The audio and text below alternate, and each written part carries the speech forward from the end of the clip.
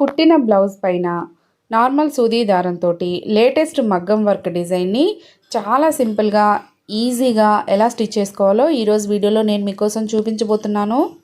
స్కిప్ చేయకుండా వీడియో మొత్తం చూడండి, అప్పుడే మీకు ఎలా కుట్టాలో ఈజీగా అర్థమవుతుంది. ఈ వీడియో కనుక మీకు నచ్చితే లైక్ చేయండి, మీ రిలేటివ్స్కి ఫ్రెండ్స్కి ఈ వీడియోని షేర్ చేయండి.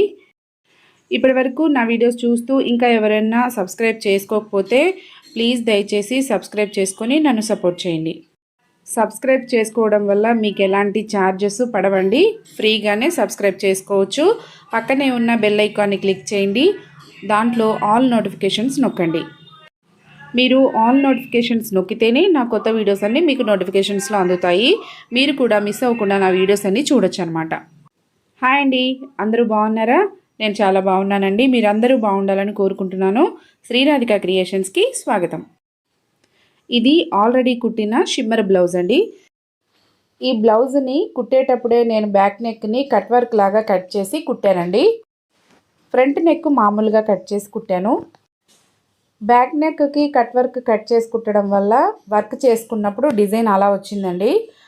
ఫ్రంట్ పార్ట్ నార్మల్గా కట్ చేసి కుట్టడం వల్ల డిజైన్ ఈ విధంగా వచ్చిందనమాట. ఒకే బ్లౌజ్లో రెండు వేరియేషన్లు ఉండేలాగా డిజైన్ని స్టిచ్ చేసుకున్నాను. ఇప్పుడు ఈ డిజైన్ ఎలా కుట్టాలో నేను మీకు చూపించేస్తాను. ఇంకా లేట్ చేయకుండా వీడియోలోకి వెళ్ళిపోదాం.